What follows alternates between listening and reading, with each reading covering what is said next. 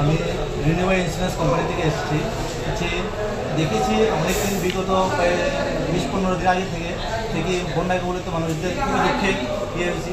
তারপর আমরা ভেবেছি যে কিছু একটা করবো, কিন্তু কোথায় করবো ভেবে পাচ্ছিলাম না। কিন্তু আমাদের সাথে আমাদের আছে কর্মকর্তা উপরুদ্র পাল, তারা বলেছেন যে আমাদের যে সুনামরা কিছু লোক আছে তাদের খুবই খারাপ অবস্থা।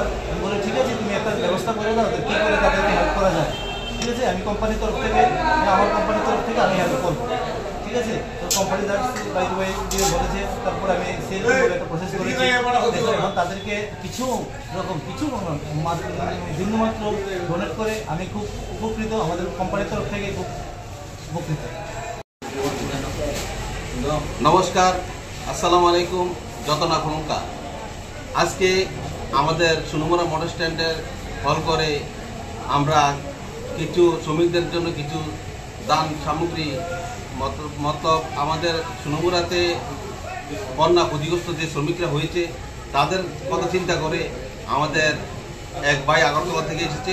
উনি রেলওয়ে কোম্পানি ইন্স্যুরেন্স কোম্পানিতে ইনচার্জের দায়িত্বে আছে সারা অল ত্রিপুরা।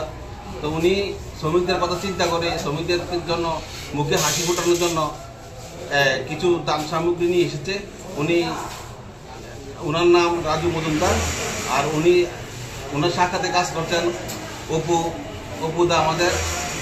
তারা আমাদের শ্রমিকদের কথা চিন্তা করে ক্ষতিগ্রস্ত যে শ্রমিকরা বন্যার কারণে গাড়ি নিয়ে বের হতে পারেনি, যে শ্রমিকরা বন্যার কারণে ঘরে অনেক অভাবনটনি ছিল, তাদের কথা চিন্তা করে বিভিন্ন শ্রমিকদের কথা চিন্তা করে আগরতলা থেকে আমাদের জন্য কিছু দান সামগ্রী নিয়ে এসেছে।